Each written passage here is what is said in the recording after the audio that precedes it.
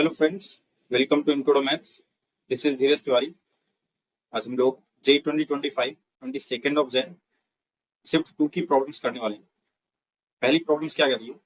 Suppose that the number of terms in an AP is 2k। Number of terms कितने given है? 2k and k belongs to natural number. If the sum of all odd terms, यहाँ ध्यान दीजिएगा, all odd terms of the AP is 40, the sum of all even terms is 55 and the last term of the AP exceeds the first term by 27, then k is equal to, यहाँ पर आपसे k की value पूछी है, ठीक है। तो यहाँ पर अगर हम नोटिस करें तो जो नंबर ऑफ टर्म्स गिवन है हमको एपी में, दैट इज 2k। ऑलराइट, तो ये जो 2k है ना नंबर ऑफ टर्म्स, और जो k नेचुरल नंबर है, तो ये इवन टर्म्स होंगे। कितने नंबर ऑफ टर्म्स होंगे? इवन, भाई 2k ना, 2 से मल्टीप्लाई हो तो इवन नंबर ऑफ टर्म्स होंगे। और अगर इवन नंबर ऑफ टर्म्स है ना, तो उसमें उतने ही ऑड होंगे और उतने ही आपके क्या होंगे? इवन नंबर होंगे। मतलब अगर 2k है तो half of this will be odd and half of this will be even. ये बात तो समझ में आती है, बहुत इजी है। जैसे मैं यहाँ पर कुछ नंबर लिख दूं, 4 5 6 लिख दिया मैंने, ठीक है। मान लीजिए 6 टर्म, तो इसमें आप देखेंगे तो इवन भी आपके 3 आएंगे और ऑड भी आपके 3 होंगे। जस्ट हाफ होता है ना, जितने इवन उतने ही ऑड। तो यहाँ पर के ऑड होंगे और के ही नंबर इवन होंगे। ये बात यहाँ से क्लियर। तो ऐसे ही मान लेते हैं हमारे पास में एक एपी है, A2 A3 A4 A5 A6 up to ऐसे कहाँ तक है? A2 के तक, ठीक है।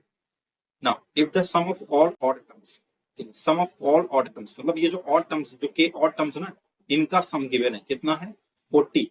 तो मैं अगर यहाँ से लिखूं 40 is equal to k by 2 n by 2 होता है, k बाई 2 n के हो गए यहाँ पर 2a, और यहाँ पर a कितना हो जाएगा? ऑड टर्म्स की बात की थी ना, ऑड टर्म्स की, a1 हो गया, a3 हो गया, a5 हो गया, ये ऑड टर्म्स हो गया। ऐसे ही a7 अप टू, तो यहाँ से कितना हो जाएगा? 2a1 हो जाएगा प्लस n माइनस 1। तो n कितना है यहाँ पर? k माइनस 1 और d। डी लिखते समय यहाँ पर डी मत लिख दीजिएगा, यहाँ पर ध्यान दीजिएगा। डी तो इस कॉमन, ये जो एपी दे रखी है आपको, पूरी पूरी जो कंप्लीट एपी दे रखी है, उसका डिफरेंस डी है ना, common difference A2 minus A1 A3। तो डी इसका हो गया, डी इसका हो गया, तो हमें तो A1 और A3 के बीच का गैप चाहिए ना, that is D plus D कितना हो जाएगा? 2D हो जाएगा। ये बहुत कॉमन मिस्टेक है, तो हो सकती है जल्दबाजी में, ठीक है। ये यहाँ से ये आया, इसको संभाल क्वेश्चन में वन मैंने यहाँ से कंसिडर कर लिया, राइट।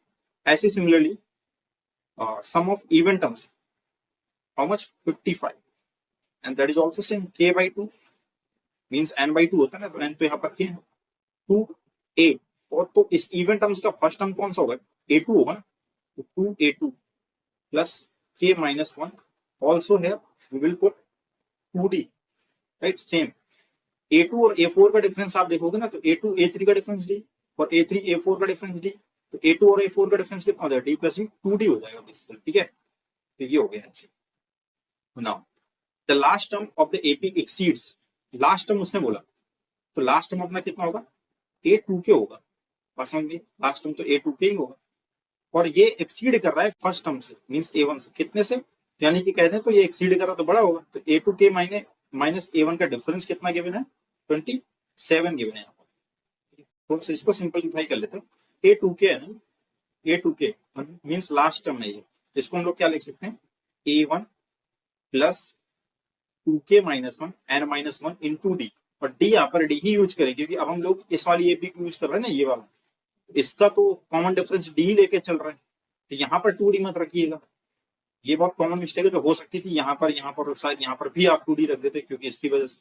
तो ऐसा नहीं, ये जो हम यूज कर रहे हैं टर्म्स A2 के, ये पूरे कंप्लीट एपी, ठीक है। तो यहाँ पर डी ही आएगा आपके नाउ। ये कितना गिवन है अपने को? 27 गिवन है, तो यहाँ से कितना आ जाएगा भाई?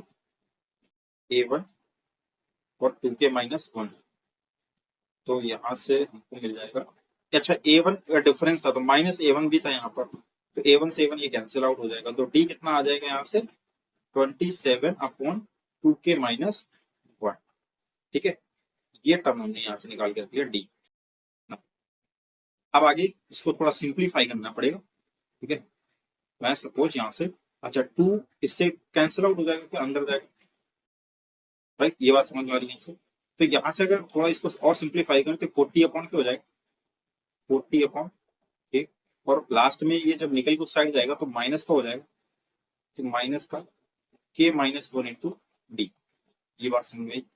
नाउ यहाँ से अगर इसको भी सिंप्लीफाई करें तो 2 से 2 कैंसिल आउट होगा, देखो यहाँ से क्या आ जाएगा 55 अपॉन के माइनस का के माइनस 1 इंटू डी, और ये हो गया आपका A1 and this is A2। Alright, now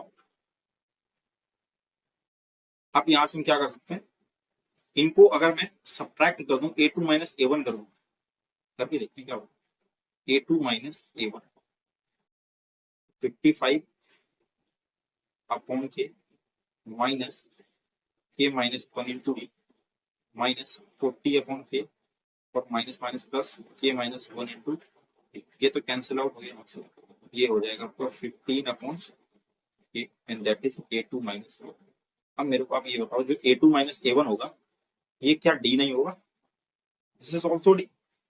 A2 minus A1 that is also D, ये भी D, ये भी उसी AP का D है, तो दोनों कैसे होंगे, सेम होंगे। ठीक है, दोनों सेम हो जाएंगे, यहाँ से A2 माइनस A1 ये हो जाएगा 15 अपॉन के इक्वल टू 27 अपॉन 2 के माइनस का 1।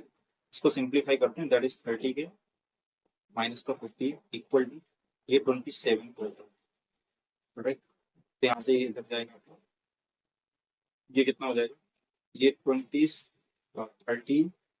30 के एंड दिस इज माइनस 50, तो ये आपको हो जाएगा ठीक है, ठीक है, और ये कितना हो जाएगा आपका 50, यहाँ देखिए के कितना आ जाएगा 5। के की वैल्यू हमसे पूछी गई थी, देन के इज इक्वल टू, तो option number 1 is your correct answer. तो बेसिकली ना ये बहुत बेसिक प्रॉब्लम था, आपके एनसीईआरटी जैसे ही था, बट कैलकुलेटिव था थोड़ा। ठीक है, आपको थोड़ा सा दिमाग लगाना था यहाँ पर, इस डी पर थोड़ा सा कंट्रोल रखना था यहाँ पर, जो बहुत कॉमन मिस्टेक है जो हो सकती है किसी से भी, ये पर आपको ध्यान रखना। बाकी कैलकुलेशन था इसमें, कैलकुलेशन गलत हो जाए तो फिर उस पर कुछ नहीं कर सकते। बाकी क्वेश्चन आपका आसान है, ठीक है, डूएबल। नेक्स्ट प्रॉब्लम देखते हैं क्या है। प्रॉब्लम क्या रहा, let a line pass through two distinct points P and Q and be parallel to the vector 3i plus 2j plus 2k। दो पॉइंट्स लाइन पास हो रही है P एंड Q से एंड पैरेलल है किसके, इस गिवन वेक्टर के parallel. Now if the distance of the point Q from point R 1,3,3 is 5। ठीक है, इस पॉइंट Q की ना इस पॉइंट R से डिस्टेंस हमको गिवन है, that is 5। Then the square of the area of triangle PQR। चलिए आगे समझते हैं क्या क्या। एक वेक्टर है, ठीक है, टू डिस्टिंक्ट पॉइंट्स हैं P और Q। Let's suppose this is P -2 -1 and this is Q and that is let x, y, z। Point given है ना, तो हमने लेट कर लिया। ठीक है, ये दो डिस्टिंक्ट पॉइंट्स हैं और इनसे जो लाइन पास होती है ना, that is parallel to a given vector, that is 3i plus 2j plus 2k का है। ऑलराइट, ये लाइन जो है ना इसके पैरेलल है। ठीक, तो यहां से एक बात समझ में आती है कि जो लाइन ये PQ पॉइंट से पास हो रही है, इसका जो डायरेक्शन रेशियो होगा और गिवन लाइन के जो पैरेलल इसमें रिलेशन होता है, इनका जो रेशियो होगा वो क्या होता है, फिक्स होता है, कांस्टेंट होता है। तो उस प्रॉपर्टी का हम लोग यहाँ पर यूज करेंगे। यहाँ पर करते क्या हम लोग, इसका डायरेक्शन रेशियो अगर मैं निकालूं, डायरेक्शन रेशियोज ऑफ PQ कितना आ जाएगा, यहाँ से x माइनस दोनों का डिफरेंस कर देते हैं तो x +2 हो जाएगा।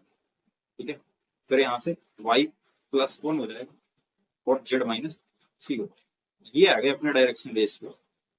बात क्लियर है ना। अब इनका जो रेशियो होगा ना, इसका डायरेक्शन रेशियो और इसका डायरेक्शन रेशियो, इनका जो रेशियो होगा वो कांस्टेंट होता है पैरेलल की कंडीशन में। टू वेक्टर्स पैरेलल होते हैं तो ये कंडीशन लगाते हैं A1/A2 equal to B1/B2 equal to C1/C2 constant. यहाँ से मैं क्या कर रहा हूँ, x +2 upon 3 equal to y +1 upon में 2 इक्वल टू z -3 अपॉन में 2 इक्वल टू λ। बात समझ में आई। यहाँ से मैंने कोई कांस्टेंट मान लिया। अब यहाँ से वन बाई वन इसको सॉल्व करते हैं, एक्स वाई जेड के पॉइंट्स मिल जाएंगे हमको यहाँ पर। एक्स कितना आ जाएगा यहाँ से 3 लेमडा माइनस का 2, ठीक है। वाई कितना हो जाएगा यहाँ से 2 लेमडा माइनस का 1, राइट।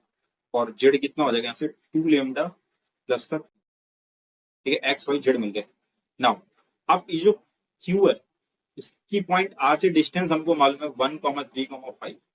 तो अगर मैं क्यू आर की बात करता हूँ, ठीक है, डिस्टेंस की अगर बात करता हूँ तो क्या आ जाएगा यहाँ से square root of x coordinates का डिफरेंस का स्क्वायर, तो 3 लेमडा माइनस 2 है और इधर 1 है, तो कितना हो जाएगा 3 लेमडा माइनस 3 का स्क्वायर। समझ पा रहे हैं, क्योंकि कोऑर्डिनेट्स हम हमको पता चल गए। नहीं अगर समझ में मैं लिख देता हूँ पर क्योंकि कोऑर्डिनेट्स कितने 3 लेमडा माइनस 2, 2 लेमडा माइनस 1 और 2 लेमडा प्लस, भाई हमने एक्स वाई जेड माना था ना यहाँ पर, तो एक्स वाई जेड की वैल्यू यहाँ से निकाल दी। और क्यू आर आर के तो कोऑर्डिनेट्स मालूम है, तो 2 पॉइंट के बीच की डिस्टेंस का फॉर्मूला लगा दिया यहाँ पर। फिर कितना हो जाएगा 2 लेमडा माइनस 3, तो 2 लेमडा माइनस 1 और माइनस 3 माइनस 4, 2 लेमडा माइनस 4 का स्क्वायर प्लस 2 लेमडा प्लस 3 और यहाँ पर माइनस 3, ये तो कैंसिल आउट हो जाएगा, that is 4 lambda square. Now equal to this is 5, और लाइक इसको सॉल्व करते हैं, ये कितना हो जाएगा यहाँ से, दैट इज ओपन करते हैं इसको, तो हो जाएगा आपका 9 lambda square plus 9 minus 18 lambda plus 4 lambda square plus 16 4 2 4 से 8 2 16, तो माइनस का 16 लेमडा और ये 4 लेमडा स्क्वायर, ठीक है। और यहाँ पर ये 25 कर देता हूँ, मैंने 2 का स्क्वायर कर लिया, ठीक है। ये हो जाएगा 25 और यहाँ जो भी पूरा है वो कर लीजिए यहाँ से 9 4 13 plus 4 17 lambda square, right. Now 9 constant, this is 25 plus 25 minus 18 lambda and one more minus 16 lambda, that is minus 34 lambda. 25 से 25 कैंसिल आउट, तो 17 lambda square minus 34 lambda equal to 0 आ, 17 लेमडा यहाँ से कॉमन करते हैं, बचेगा लेमडा माइनस 2 इक्वल टू 0।